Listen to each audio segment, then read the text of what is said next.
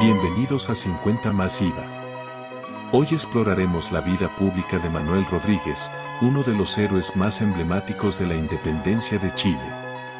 Conversaremos de sus primeras contribuciones al movimiento independentista, su audaz papel como guerrillero y líder revolucionario, hasta su trágica muerte en 1818. Acompáñanos, mientras descubrimos cómo Manuel Rodríguez dedicó su vida a la lucha por la libertad de Chile, dejando un legado de valentía y sacrificio que perdura en nuestra memoria. Nuestro querido amigo, Eduardo Tapia, nos contará la apasionante historia de la vida de Manuel Rodríguez.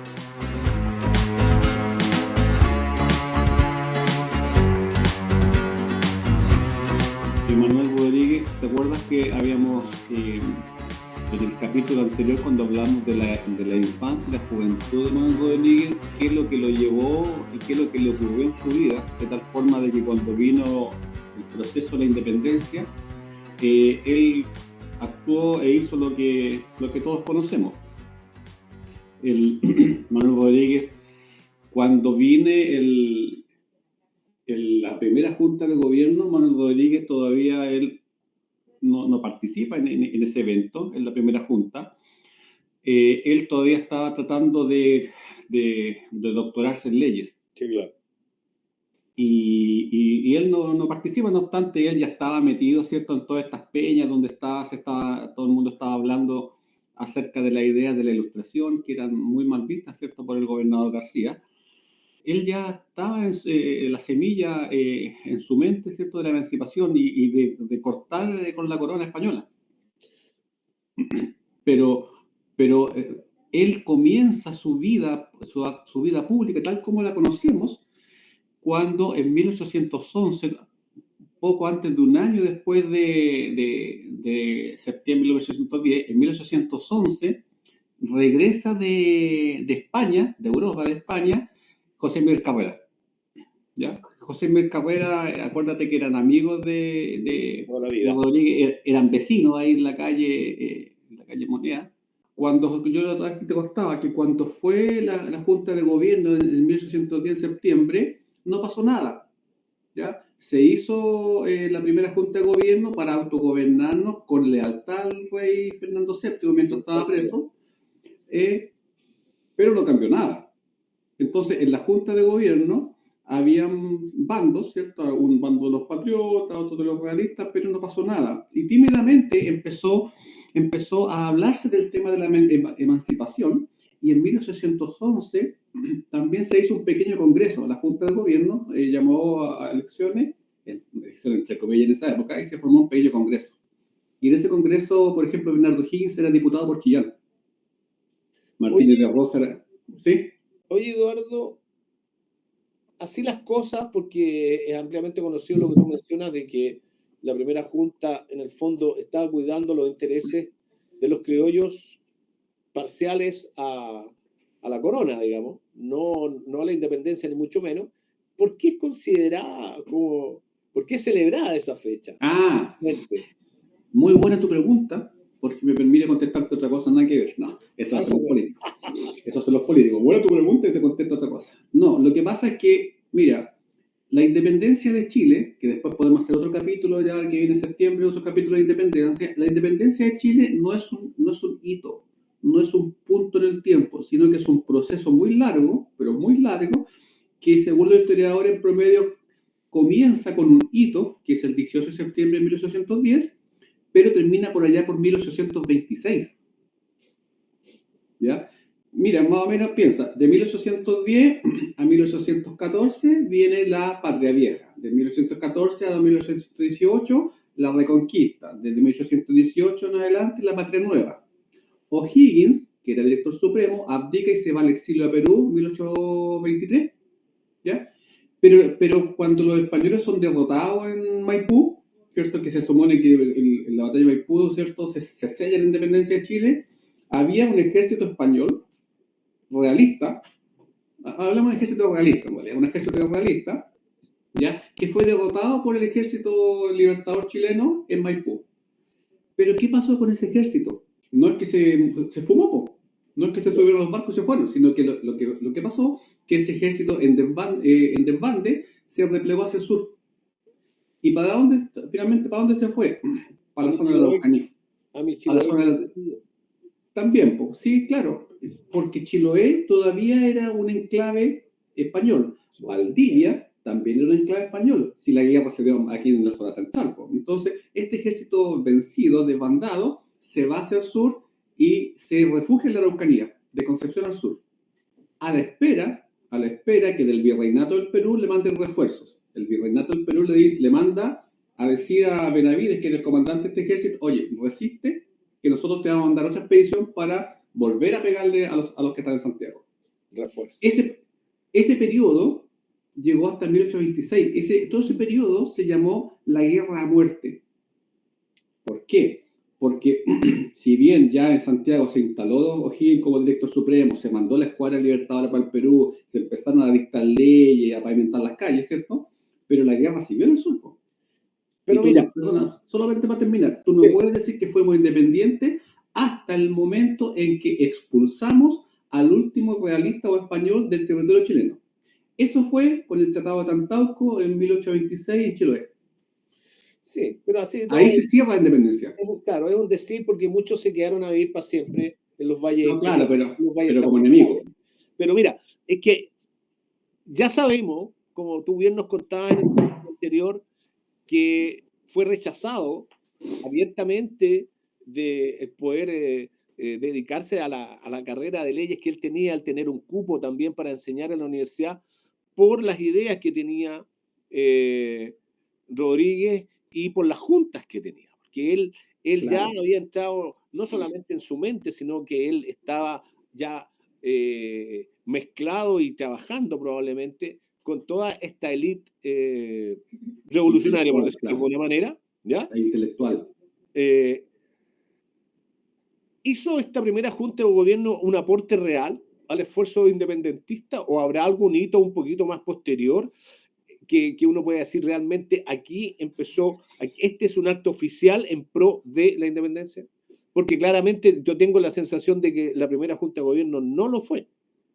Claro, lo que pasa, solamente para cerrar la pregunta anterior, que por qué se celebra el 18 de septiembre de 1910 como el Día de la Independencia, porque tú no puedes celebrar 16 años, no puedes celebrar todo lo que pasó. Sí, claro. Tiene que haber algún hito porque tiene que haber un feriado. El desfile tiene que ser un día. Sí, la paramilitar tiene que ser... La Junta de Gobierno, si era pro-realista, no era pro-independencia. ¿Por qué? ¿Por qué? Porque fue, si tú lo miras en el contexto de la historia, fue el primer hito que desencadenó un proceso político que a los años después terminó con nuestra independencia, pero fue la Junta de Gobierno el primer acto. Perfecto, como institución. Claro, ¿por qué? Claro, ¿por qué? Porque la Junta de Gobierno que se nombró fue porque había que autogobernarse mientras el rey estaba prisionero de Napoleón. Entonces, lo que pasa es que, claro, esa fue en la mente de casi todos, ¿ya? O para la foto, digamos, el objetivo. Pero había chilenos que estaban criollos que estaban en la Junta que tenían una intención de ir más allá, ¿ya?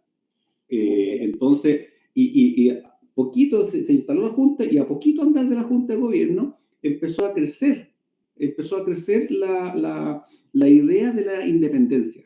Ya no seguir dependiendo del rey, jurándole lealtad al rey, la independencia, ¿ya? ¿Y por qué? Había muchos motivos para querer ser independiente. Había muchos motivos para que los criollos quisieran la independencia. ¿Por qué? Porque los criollos eran la aristocracia. Y la aristocracia en Chile, ¿ya? La riqueza en ese tiempo tenía relación con la tenencia de la tierra. Entonces la aristocracia, los Carreras, todos los O'Higgins, todos tenían grandes haciendas. Y las haciendas eran los que venían heredando de las encomiendas antiguamente del tiempo de la colonia, ¿ya? Y las haciendas, toda su producción, ¿ya? Solamente podían comerciarla y exportarla a España. Y en ese tiempo, los portugueses, los ingleses, los holandeses, Estados Unidos, eran grandes comerciantes. Entonces, los chilenos, los criollos no podían, los holandeses, los portugueses, no podían venderle el tabaco o lo que fuera a ellos. Solamente tenían que comerciar con la corona española. Y eso también fue un motivo económico, comercial, que impulsó a los criollos a querer ser independientes, a acabar con el monopolio. Había un motivo económico. Mira, la historia no es tan linda como la pensamos. Siempre las guerras tienen motivos económicos. Mira, yo quiero ir a Kuwait a liberarlo de Saddam Hussein, pero es porque está forrado en petróleo. Sí, claro. Sí, claro. Claro. Entonces, a los chilenos no somos distintos. Entonces, pero en un caso súper esclarecedor, perdona, lo que tú dices es que en el fondo la primera junta en espíritu puede haber sido muy realista, pero es la primera institución que da la posibilidad y pie para el desarrollo institucionalizado, por decir así, de la ansia de emancipación. Claro, porque además piensa lo siguiente: antes de la Junta, el que gobernaba era, valga la redundancia, el gobernador, García. Y el gobernador era el representante del rey a cargo. Absolutamente. ¿Ya? Y gobernaba el gobernador. Pero resulta que cuando viene la Junta de Gobierno, sale el gobernador y se pone la Junta de Gobierno. Y la Junta de Gobierno, que era la que gobernaba, tenía en sus miembros, en sus vocales, criollos. Martínez de Rosa, Juan Ignacio Lacarrera, el papá de José María Carrera, ¿cierto? Eran criollos, representaban los intereses de los criollos. Entonces, por primera vez, los criollos están en un puesto de poder. Claro, ese es un hito. De ahí marca el proceso, que es muy largo, tiene muchas actividades, digamos, muchas cosas que pasan de la independencia. Entonces, por eso se marca ahí. Y ahí en ese momento era tímido. Pero cuando se lanza con fuerza el proceso, es cuando, en 1810, el año siguiente, en 1811, vuelve José Miguel Carrera, ya en julio, ya, de España. Acuérdate que Carrera, que se arrancó el colegio, sí, porque Manuel Rodríguez lo ayudó a escaparse, ¿cierto? Después, claro, después Carrera, el papá, que tenía mucha plata, ¿cierto?, lo mandó a estudiar al virreinato, a Lima, al virreinato del Perú. Después de ahí, muy joven, se fue a España. Y en España él se hizo militar, se enroló en los ejércitos reales del rey Fernando VII. Y como tal, en un regimiento llamado los Usos de Galicia, y peleó no sé cuántas batallas en Europa contra las tropas napoleónicas. ¿Como 7? ¿Ya? ¿Mucho? Claro, 6 o 7 batallas, pero tenía condecoraciones, y el gallo a los 26 años, cuando volvió, ¿ya?, él ya venía carrera de Europa, venía con otra visión, porque, mira, piensa que todo fue en Europa. O'Higgins, su papá lo mandó a Europa, Carrera, ¿cómo se llama? Rodríguez no, porque no tenía plata, Simón Bolívar, Francisco de Miranda, y José de San Martín, todos se conocieron ellos en Europa. Y en Europa se impregnaron de las ideas de la Ilustración, de la libertad y todas esas cosas, y por eso volvieron a América. Y esas ideas fue lo que hizo que ellos llevaran el proceso adelante. Ellos son los gestores del proceso, pero eso se gesta en Europa. Entonces, cuando vuelve Carrera, él ya venía con esa idea de la independencia, y él es el que toma, dice, no, pues a ver, acá hay una junta, hay un pequeño congreso, pero todavía están debatiendo si somos independientes, si somos no, y era todo muy tibio. Entonces Carrera, producto de su carácter, ¿cierto?, y la imagen que él tenía del futuro, la visión que él tenía, él dice, no, se acabó todo esto y tenemos que luchar por la independencia, tenemos que emanciparnos. Oye, Eduardo, pero cuando Carrera hace esto, él lo hace como, no puedo decir hijo de vecino, porque no era cualquier muchacho, ¿cierto? Pero él formaba parte de las Fuerzas Armadas cuando vuelve acá, o lo hace a título personal, por decirlo así. No era parte de ninguna institución él. No, lo que pasa, él era parte de una institución muy antigua, que es la aristocracia. Perfecto. Y ella, su papá, don Ignacio de Carrera, había sido uno de los vocales o miembros de la Junta de Gobierno. Sí, claro. ¿Ya? Su hermana mayor, Javiera Carrera, ¿ya?, Francisca Javiera Carrera, se dice de ella que ella es la madre de la patria. Porque Javiera Carrera, ella era una ideóloga, era en ese tiempo, para ser mujer. Piensa que las mujeres en ese tiempo no participaban en la actividad política. ¿Ya? Las mujeres estaban en la casa para tener hijos y cocinar, muchas no sabían leer ni escribir. Pero ella se destacaba porque ella tenía la idea de la emancipación. Ella. Entonces, se dice que ella fue la que aleonó, ideologizó, empujó a sus hermanos ya a este proceso, y principalmente a José Miguel, porque de los tres hermanos estaba Javier Carrera, Juan José, José Miguel y el más chico Luis. Pero de los tres hermanos, si bien Carrera no era el mayor, ya era el más no sé cuál es la palabra, digamos, ¿no? Claro, porque si inteligente es muy duro, digamos, era el que más se destacaba, ¿ya? Era el que más se destacaba. Entonces, en ella buscó Javier Carrera toda su ansia de libertad y empezó a empujarlo a él, con la visión que ella tenía, ¿ya? Entonces, por ejemplo, Juan José, su hermano mayor, él era militar, pero acá en Chile. Era militar y era comandante de unos regimientos acá, ¿ya? El hermano menor también era militar, pero eran de los regimientos que había acá, pues no eran regimientos patriotas, eran de los regimientos que había aquí en Chile que servían a los españoles, pero eran comandantes de regimientos. Porque ella era aristócrata. Pienso que Luis Carrera, el más chico, tenía como 20 años y era como coronel ya, pues, a los 20 años, y eso hoy día es imposible, ¿cachai? Entonces, porque las cosas eran así en ese tiempo. Pero eran militares, pero no eran militares de carrera y fogueados en batalla como lo era José Miguel. Entonces, cuando llega José Miguel, Javier, a su hermana, lo instruye de todo lo que está pasando y lo impulsa a todo esto. A tomar partido. Y él lo que hace primero Carrera, después podemos hacer un capítulo de Carrera, digamos, pero brevemente, para no alejarnos de Rodríguez, Carrera lo que hace le da una apretón al Congreso y después finalmente da un golpe de Estado y él se nombra como director supremo, como jefe de Estado. ¿Y por qué da un golpe de Estado? Porque le dice a su hermano, oye, tú eres comandante de este regimiento, tráeme al regimiento y con ese vamos a hacer el golpe de Estado, ¿ya? Y Carrera se instala como jefe de Estado. ¿Ya? No era presidente, era, no sé, jefe de Estado, director de algo, no sé, jefe de Estado. Y él ahí nombra a Manuel Rodríguez como un asesor. Es como que Rodríguez está en el segundo piso, ¿cachai?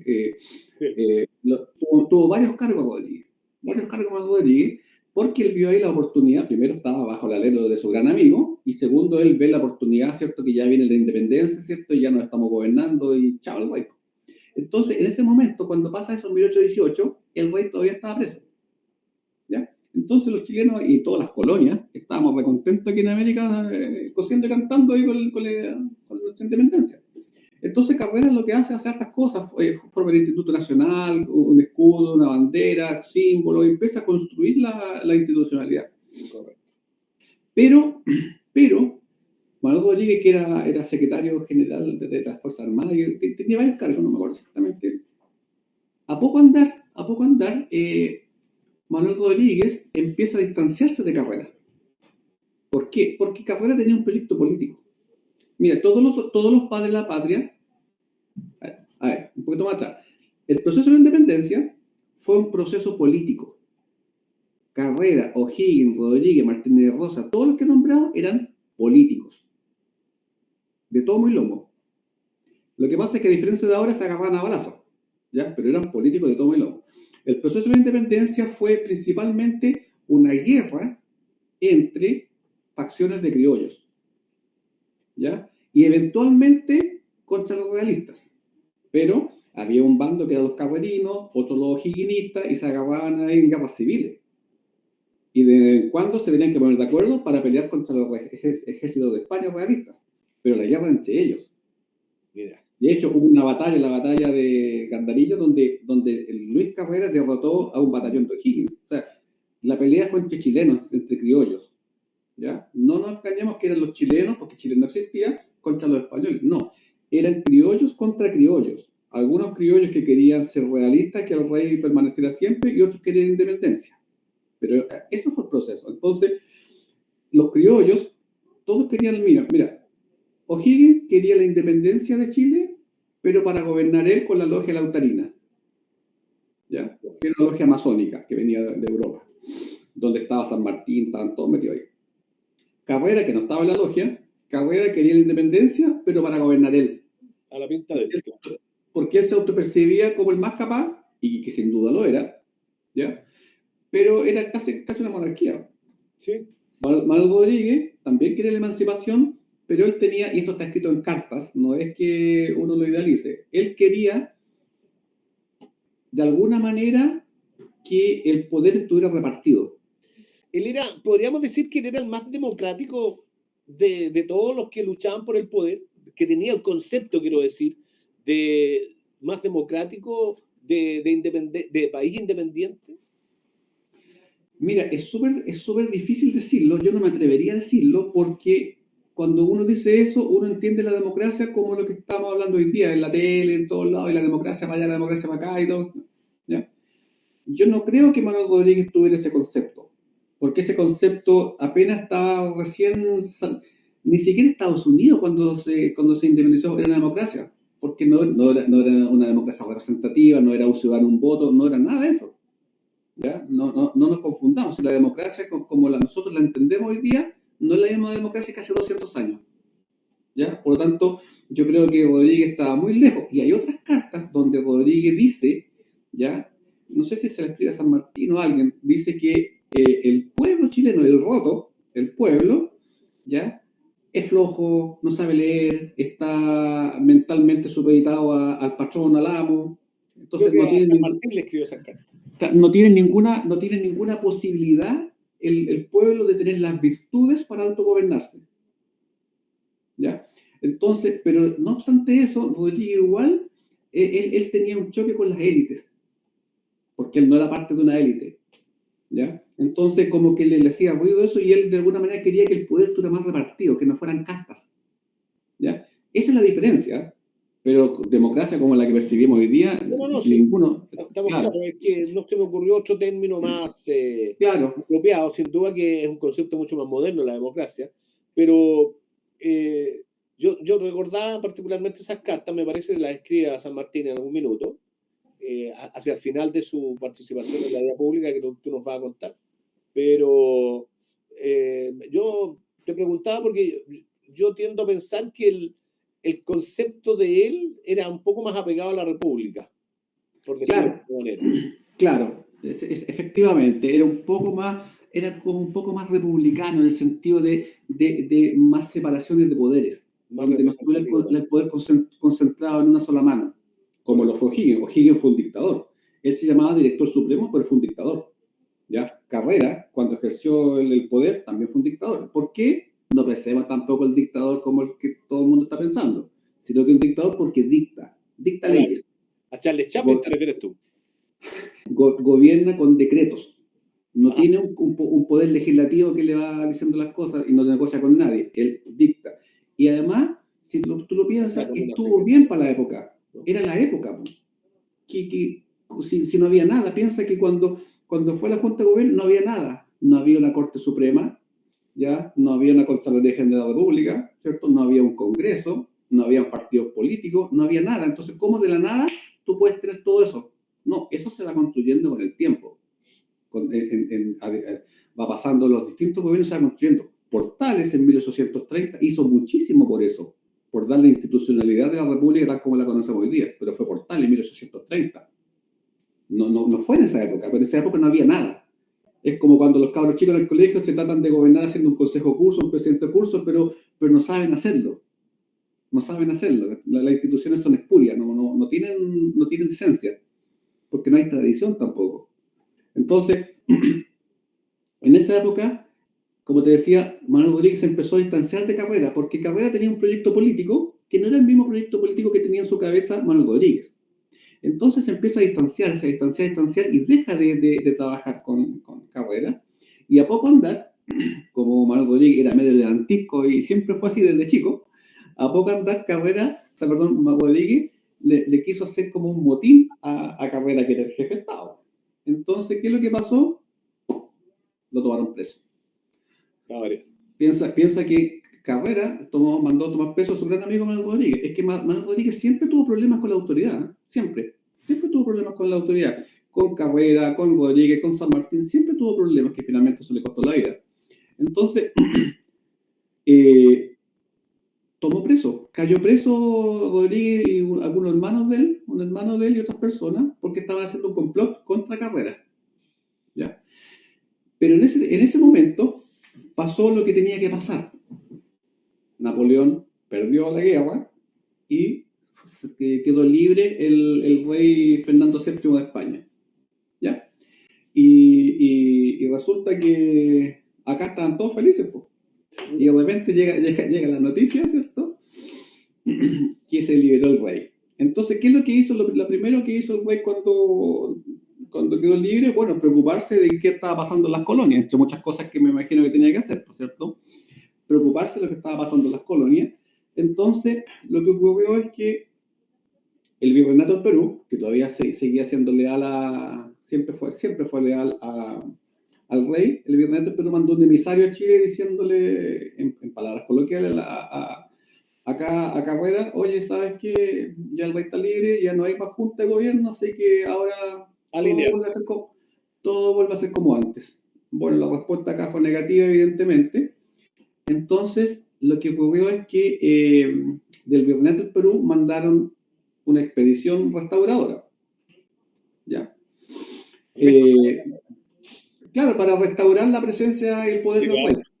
¿Cierto? Una restauradora. Entonces, ¿cómo era la cosa? Del Virreinato del Perú se venían unos barcos, ¿cierto? Y no es que se embarcan en Valparaíso, digamos, ¿ya? Se venían unos barcos, pero esos barcos venían directamente a Chiloé y después a Valdivia, porque recuérdate que en Chiloé habían bases navales, ¿cierto? Y guarniciones españolas, y también en Valdivia. Entonces ahí agarraban más barcos y más soldados, después pasaban a Valdivia, agarraban más barcos y más soldados y formaban un ejército considerable. Y ellos desembarcaban en Talcahuano. ¿Ya? Entonces piensa que estaba la cosa, piensa el mapa de Chile, ¿cierto? Estaba todo aquí, los chilenos felices que en la zona central Santiago, y de repente en Talcahuano llega esta expedición, este ejército. Entonces cuando llega la noticia a Santiago de que los españoles venían por lo suyo, ¿ya? Resulta que, bueno, Carrera dice, bueno, ahora viene la guerra. Entonces, una de las cosas porque Carrera, uno de los motivos que impulsó a Carrera a hacer lo que hizo fue que cuando él llegó a Chile se dio cuenta que no había ningún preparativo para la guerra, porque era evidente que en algún momento iba a haber guerra, era evidente que el rey no iba a entregar las colinas sin pelear, y nadie estaba haciendo un preparativo para la guerra. Entonces él encontró que eso era un tremendo riesgo y peligro para la naciente patria, y él empieza a empujar y él arma un ejército. Entonces, cuando llegan los españoles, ¿cierto?, a Talcahuano, ya sube los impuestos, recluta gente y arma un ejército. Ahora, no era un ejército como el ejército profesional que conocemos hoy día. ¿Cómo se formaba un ejército en ese tiempo? ¿Ya? Los aristócratas, ¿cierto?, que tenían las haciendas, ¿ya? A todos los peones de la hacienda, el aristócrata ponía plata, le compraba uniforme y agarraba a los peones. Ya, te fuiste a un regimiento. ¿Ya? Pero prácticamente no tenían formación, no tenían valer militar, porque no tenían experiencia. No, a diferencia del ejército español, que sí tenía experiencia.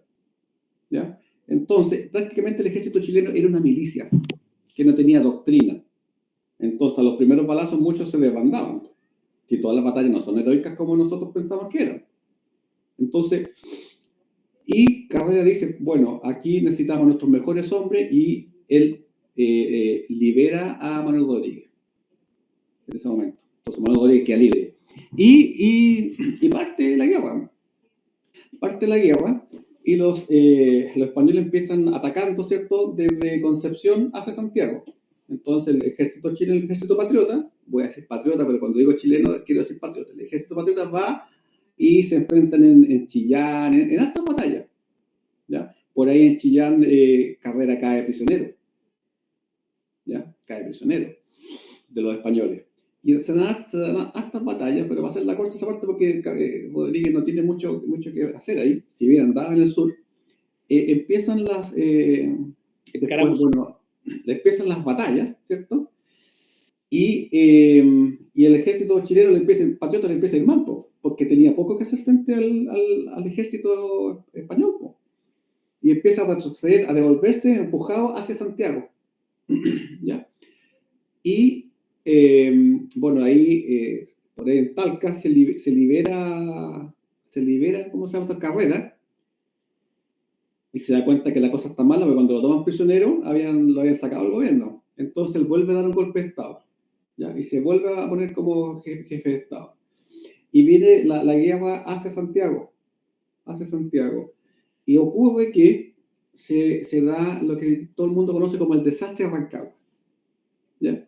En 1814. En el desastre de Rancagua, los restos que venía defendiendo el ejército patriota, ¿ya?, se enfrenta con el ejército realista en Rancagua, y hay una destrucción total. Todo lo que había del ejército quedó destruido en Rancagua, ¿ya? En esa batalla, O'Higgins quedó como comandante y jefe de ejército porque Carrera estaba prisionero. En ese momento, O'Higgins estaba al mando. También estaba Juan José Carrera, el general que era hermano de José Miguel Carrera, ¿ya? Y lo único que hacen al final, que resistieron como 2 días, ¿cierto? Ellos logran, con una carga a caballo, logran saltar las barricadas y escapan. Ellos como 100 o 200 soldados. Todo el resto murieron o tomaron prisioneros. Entonces, el ejército patriota ahí se extinguió, ya en 1814. Eso marca el periodo donde termina la Patria Vieja y comienza el periodo de la Reconquista. ¿Por qué? Porque ahí los españoles ganaron y reconquistan lo que era de ellos. Y todo ese periodo para adelante es el de la Reconquista, ¿ya? Entonces, todos lo que pasó ahí es que todos tuvieron que huir. Todos llegaron, imagínate, en Santiago cuando se supo la noticia de que había sido destruido el ejército patriota en Rancagua, toda la aristocracia, ¿ya?, que veían cómo se venían los españoles, toda la aristocracia que tenían los medios, ¿cierto?, cargan carretas con todos sus bienes o enseres, lo que podían salvar los muebles, las joyas, todo, y se van todos al exilio a Mendoza. ¿Por qué? Porque ya Argentina, las provincias libres de La Plata ya se había independizado, y en Mendoza estaba de gobernador era San Martín, ¿ya? Y todos se van. Se va O'Higgins con su familia, se va José Miguel Carrera con su familia, Manuel Rodríguez también se va, toda la aristocracia se va con su familia. Fue un viaje, pero muy, muy penoso. Imagínate acabar Santiago, por ahí por la calle Independencia, ¿cierto?, la ruta de los Libertadores, que no estaba pavimentada, no había el túnel, ¿ya? Y seguir por los Andes a Portillo, para arriba, con la nieve, con la altura, en carreta. Y los españoles persiguiendo atrás. El último en tomar el camino fue Carrera, porque Carrera quería seguir la pelea desde reagruparse en Coquimbo, ¿ya? Y de ahí volver a la carga, pero no tuvo agua en la piscina, porque además a Carrera tuvo una oposición muy enconada. Carrera, cuando él fue director supremo o jefe de Estado, la oposición que le hicieron bueno, eso no es nuevo en la historia de Chile. Yo creo que si nosotros miramos los 200 años que tenemos de historia, siempre en Chile la oposición le hace la guerra al que está gobernando. Después se cambian los papeles, el que estaba gobernando se quejaba que no lo dejaban de gobernar, le hacen lo mismo al que está gobernando. Siempre es así. Todo el hecho de historia ha sido, a Balmaceda le hicieron una guerra civil, siempre ha sido así. La oposición en Chile no le da tregua ni le permite gobernar al que está en el gobierno. No obstante, ellos después van a hacer gobierno y les va a pasar lo mismo. Entonces, se fueron todos los chilenos exiliados, pues. Bueno, y ahí comienza un periodo muy oscuro, que es el periodo de Reconquista, donde los españoles se cobraron todo lo que los chilenos, los patriotas, habían logrado. Fusilaron gente, subieron los impuestos. Fue todos conocemos ese periodo como un periodo de mucha represión. Los que se quedaron en Chile fueron muy, muy brutalmente reprimidos. Pero en Chile también hay que pensar eso. Chile no era Chile, ¿no? Y además, todas estas ideas que te estoy comentando principalmente se daban en la aristocracia. Porque la gente del pueblo y la gente del campo no tenía idea de lo que pasaba. No sabían leer, no había diario, no había escritura, ¿cierto? O sea, ellos no sabían leer. Pero además la gente del campo, para ellos el que gobernaba era el patrón del fondo. Si el patrón decía algo, esa era la ley. Ellos veían muy lejano al rey o muy lejano al director supremo o al gobernador de Santiago.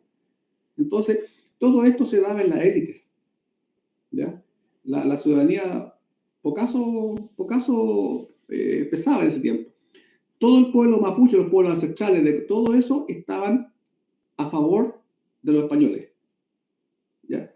Los mapuches pelearon al lado de los españoles, eran realistas, ¿ya? ¿Por qué? Para que la gente entienda. ¿Por qué? Porque ellos no eran chilenos, ¿ya? Y no se sentían chilenos tampoco.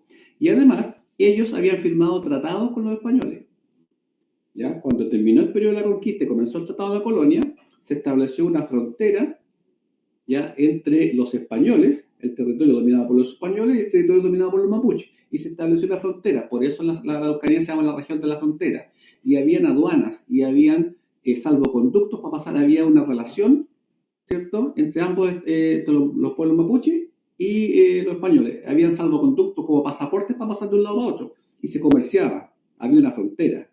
Entonces, los mapuches no querían que los españoles perdieran, porque ellos sabían o intuían que los chilenos, si ganaban, iban a desconocer esos tratados. Entonces los mapuches estaban bien con ese status quo que habían logrado. Por lo tanto, los mapuches pelearon del lado de los realistas. No todos, pero la mayoría.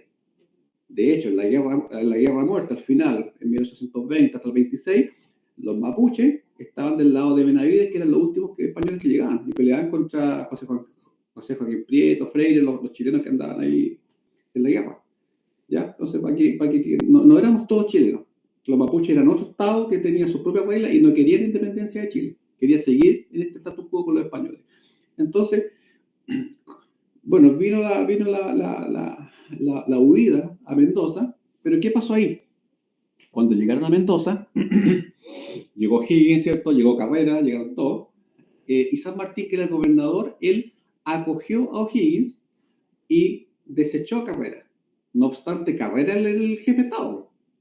¿Y por qué? Porque resulta que O'Higgins era de la logia Lautarina, era masón, igual que San Martín. Y la logia Lautarina tenía un plan que era que emancipar a todas las colonias, pero poner en el gobierno de esas naciones nacientes a masones. ¿Ya?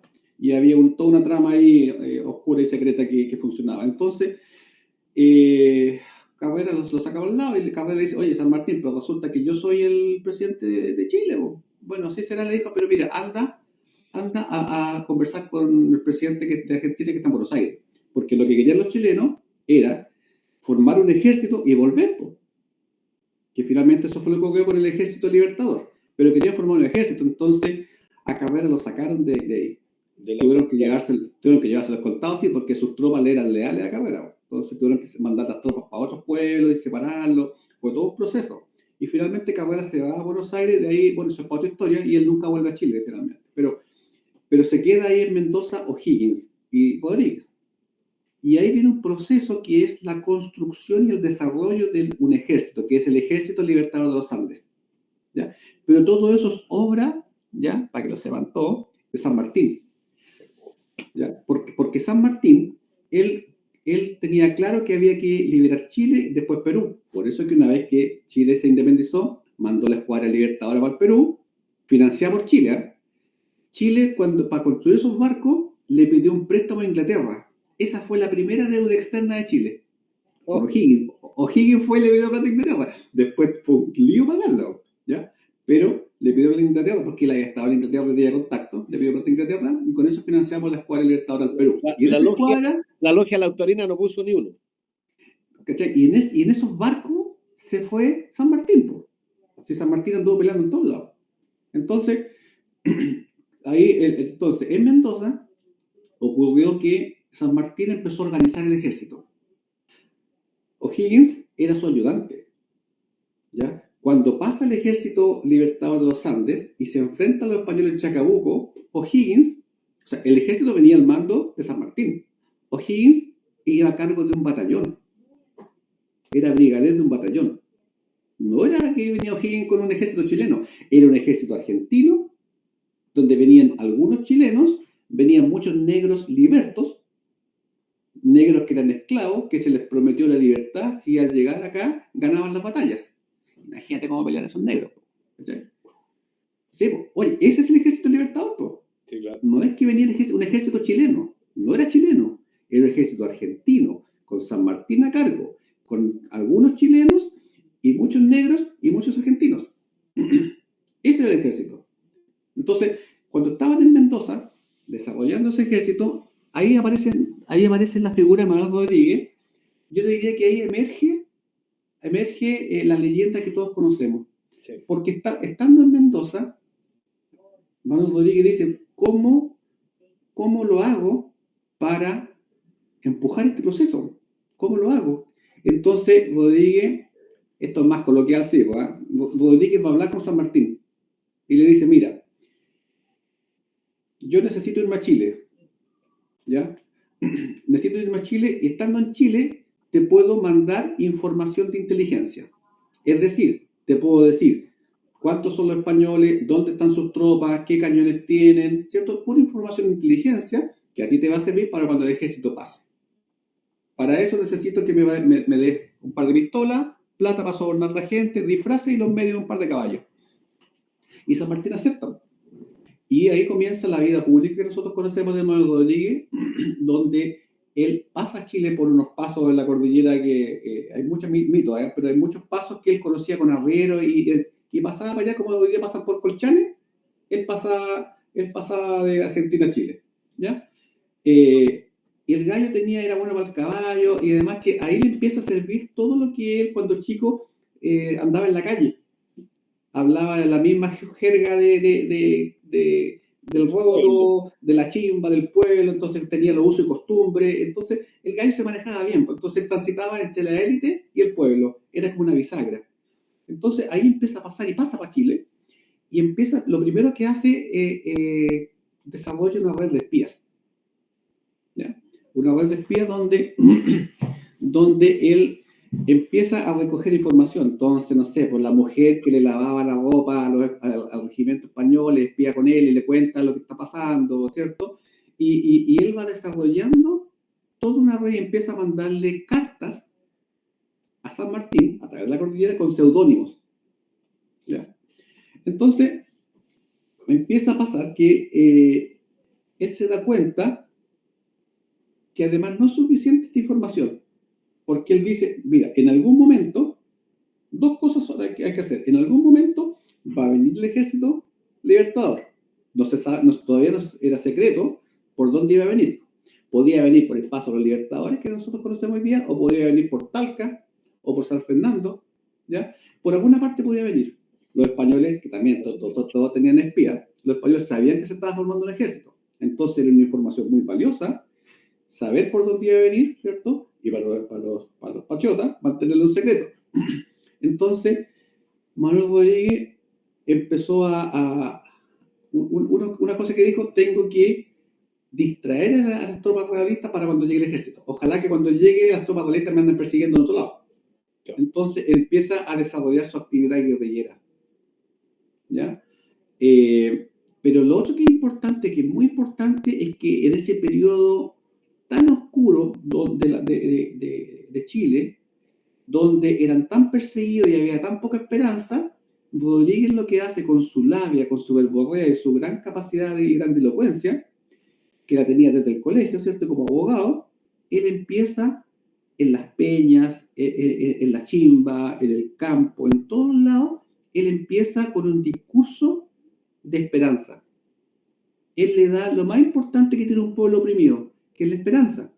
Y empieza a decir, oye, la libertad ya viene, hay un ejército que se está formando, y cuando llegue, ya tenemos que todos levantarnos y pelear contra los españoles, los realistas. Eso te quería preguntar. Este trabajo él lo hace con la gente de las castas más bajas, con el pueblo, Claro, no con claro. los criollos. Los criollos eran todos los que se habían quedado eran pro españoles, pro corona. La mayoría eran realistas, ¿ya? Por supuesto que se quedaron algunos que eran patriotas, pero estaban muy golpeados, muy golpeados. Entonces, él empieza a desarrollar toda esta arenga al pueblo y enciende la llama de libertad. Ahí recién al roto, al peón del campo, le empieza a importar la independencia, porque sumado a todos los vejámenes que le hacían los soldados españoles, llega Rodríguez, que además el gallo era muy vivaracho, porque empezó a juntar una montonera. Se asoció con el bandido Negra, que era un bandido que andaba por ahí, y formaron una montonera como de 200 jinetes. Entonces atacaba en la noche en un pueblo a las tropas españolas, ¿ya? Por ejemplo, atacaba en 3 pueblos distintos en la noche, él atacaba en uno y otro, con la misma manta que usaba él, ¿ya? Atacaba. Entonces lo empezaron a llamar el brujo, que atacaba en varios lugares al mismo tiempo. Claro. a ese tiempo no había reconocimiento facial ni huella dactilar, entonces era fácil. Entonces también, por ejemplo, apagaban las cámaras en la noche los españoles. claro, por ejemplo, también Rodríguez en una atacó Melipilla. Y ahí estaba el estanco. El estanco era como el estanco en la tienda del Estado, donde se vendía el tabaco, todas las cosas que se vendían, productos que eran del Estado. Dirección de aprovisionamiento. Claro, era como la ECA antigua. Pero ataca eso, toma prisioneros a la gente que estaba ahí, todos los españoles, y la plata que había ahí, los fondos, los pesca, ¿ya? Y los reparte entre la gente. Wow. ¿Cachai? No sé si se habrá dejado algo para él, pero lo reparte entre la gente. Entonces la gente lo idolatraba. Manuel Rodríguez se convirtió en una leyenda viviente. Su figura... Robin Hood. Y finalmente eso fue lo que le costó la vida. Su figura empezó a ser idolatrada, una leyenda entre el pueblo. Los españoles, el gobernador, Marcó el Pont, puso precio a su cabeza. Casimiro. Puso precio a su cabeza. ¿Ya? Daba recompensa por su cabeza, de alta plata de la época. Nadie, nunca lo delató. ¿Por qué? Porque el gallo estaba en los corazones de los chilenos. Claro. Nunca nadie lo delató. Y eso tuvo varios años. Entonces, y cada vez empezó su guerrilla a crecer más. Entonces, y él atacaba la zona de San Fernando, Talca, Rancagua, toda la zona central. Entonces, ¿para qué? Para que el ejército español empezara cada vez a perseguirlo más. De hecho, él atacó San Fernando. Se tomó San Fernando. Y estaba en la pelea con los españoles en San Fernando cuando el ejército libertador chileno pasa por el paso de los libertadores, de los Andes a la cordillera. Pasó por los Andes. Uspallata. La cordillera pasó por los Andes y empezó a bajar hacia Santiago, y ahí en la cuesta Chacabuco, que es la que está en el Casino Dreams, el que está ahí, venía hacia acá, hacia Santiago, y ahí choca con los españoles, pero con una versión muy reducida del ejército español, porque del grueso del ejército español andaba persiguiendo a Manuel Rodríguez de San Fernando. Por lo tanto, desde el punto de vista militar, él logró su cometido. Logró separar y diezmar la fuerza española para distraerla a un lugar remoto, a 200 kilómetros, de donde fue la batalla más importante. ¿Logró su cometido desde el punto de vista militar? Lo logró. ¿Logró su cometido desde el punto de vista ético, o sea, moral? Lo logró, porque levantó donde un pueblo que estaba medio dormido, él le prendió el fuego, la llama de libertad en el corazón. Logró sus dos cometidos. Bueno, ya hay esta anécdota que se disfrazó de cura, ¿cierto? Y que le dio una... Pero son puras anécdotas, pero lo importante es que el aporte de Rodríguez al proceso de la independencia de Chile fue que preparó y pavimentó el camino para que el ejército libertador pudiera vencer en Chacabuco. Si no, probablemente nuestra historia sería otra. Claro. ¿Ya?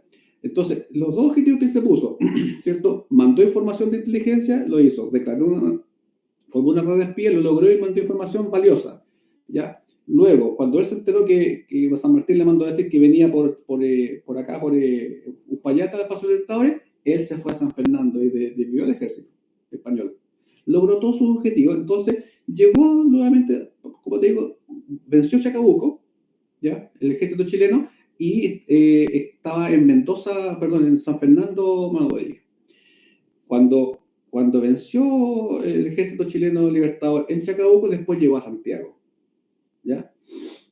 Llegó a Santiago. Y los españoles, ¿cómo se llama esto? Andaban ahí, se replegaron, porque de Chacabuco, el ejército español se replegó al sur. ¿Ya? Como, acuérdate, cuando un ejército es derrotado, no desaparece, sino que el ejército español realista de Chacabuco, los Andes, ¿cierto?, se fue hacia el sur. Entonces llegó O'Higgins San Martín a Santiago. Grandes vítores, todos lo aplaudieron, ¿cierto? El cabildo le ofreció, los criollos le ofrecieron ser director supremo a San Martín.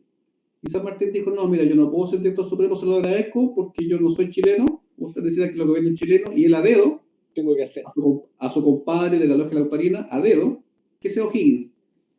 Y ahí O'Higgins emerge como director supremo. Pero en ese momento, Rodríguez estaba en San Fernando y Rodríguez, ahí comienza un periodo de Rodríguez donde no es el guerrillero que conocemos, no es tan nítida y prístina su vida, porque ahí él se autoproclama gobernador de San Fernando y se pone a cobrar impuestos. ¿Ya? Bueno, San Martín, o sea, perdón, piensa que en ese momento el país está destruido, lleva años de guerra, destruido, entonces O'Higgins tiene que ser un dictador para ordenar las cosas. Poner las cosas en orden, claro que sí. Claro, entonces O'Higgins no le gustó mucho y lo mandó a llamar y finalmente lo tomó preso, porque le ofreció, oye, mira, déjame gobernar tranquilo, ya, tú ya hiciste lo tuyo, te nombro embajador en Buenos Aires, o te mando a la India con los gastos pagados. Claro. Porque siempre un político cuando lo quieren sacar lo mandan a embajada. Pero Rodríguez nunca quiso. Y siempre fue una piedra en el zapato para O'Higgins, porque además también le era oposición a O'Higgins. Porque acuérdate que Rodríguez era carrerino, todos los carreras estaban exiliados en Buenos Aires, pero el partido político seguía en Chile. Entonces era rival político de O'Higgins. Y empezó a hacer la oposición a O'Higgins. Pero el problema que tenía O'Higgins es que veía a Manuel Rodríguez como un rival político, pero era inmensamente popular en Chile. Por todo lo que había hecho. Porque piensa que cuando todos estaban en Mendoza, fue Rodríguez el que se vino a Chile a meterse a la pata a los caballos con los españoles. Él fue. Entonces, el pueblo quería a Rodríguez, no O'Higgins. Quería a Rodríguez. Era un rival político. Entonces, así las cosas, el ejército español que se fue en desbandada para el sur, ¿ya? Se reagrupó y llegó otra expedición del Virrey del Perú a apoyarlo. Y vuelta a la guerra hacia Santiago. Desde Concepción, nuevamente los españoles rearmados empiezan a Santiago. Ahí va O'Higgins y San Martín, van toda la pelea al sur a pelear con los españoles.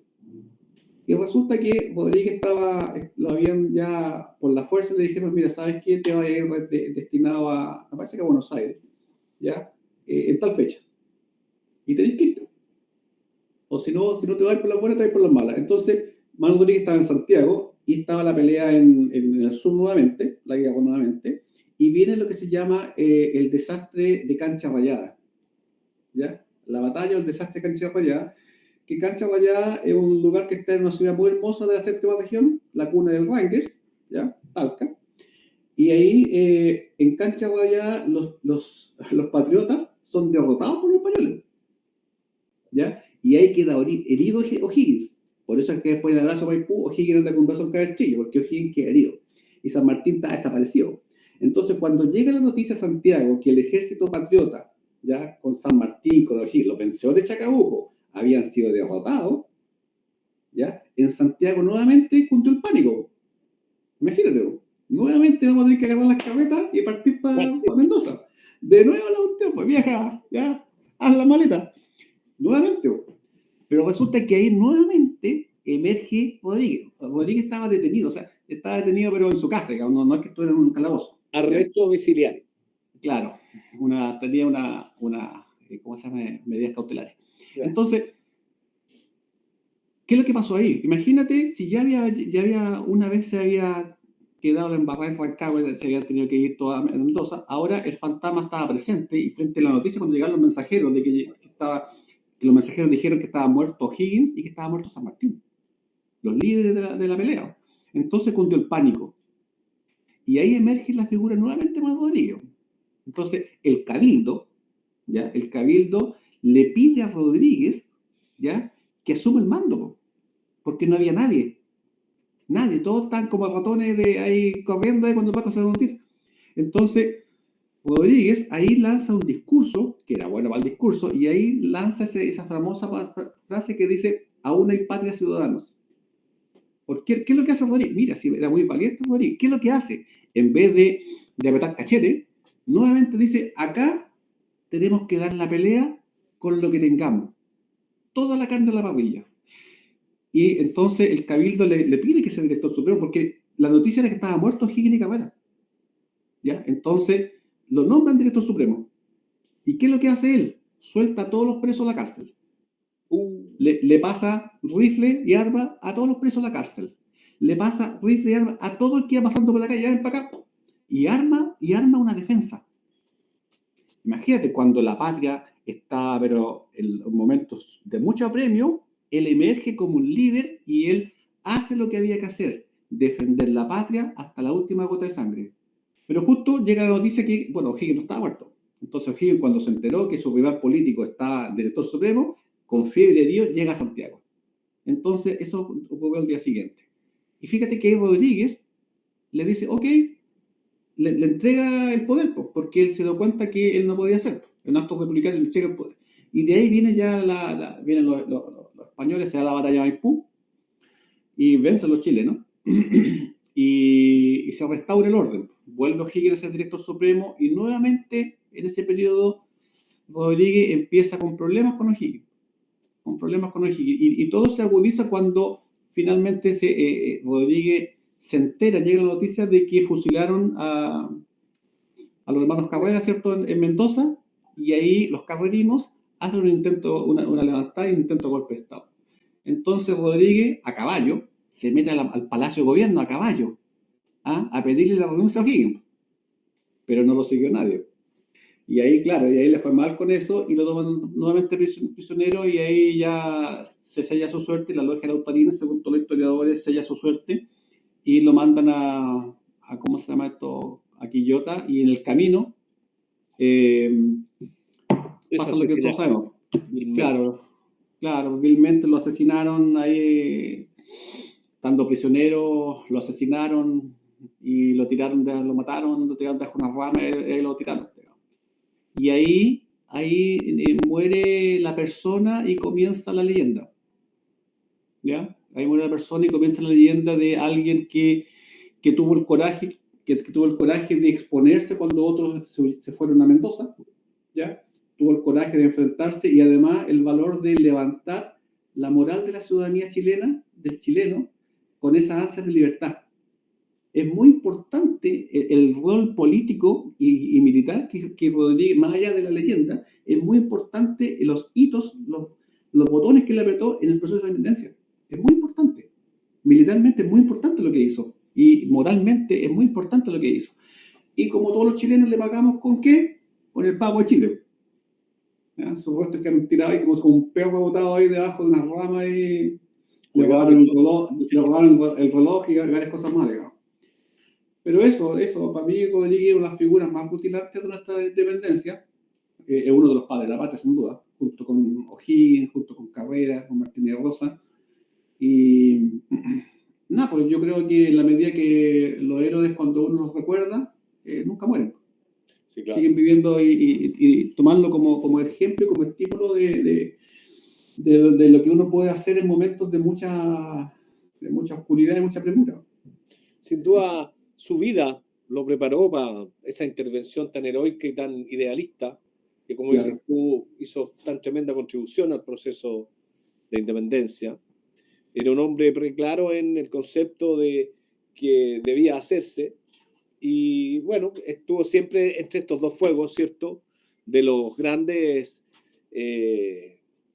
manipuladores, ¿cierto?, probablemente la logia lautarina, porque obviamente ese proceso también está, desde el punto de vista de ellos, destinado a los demás países de Sudamérica. Y por otro lado también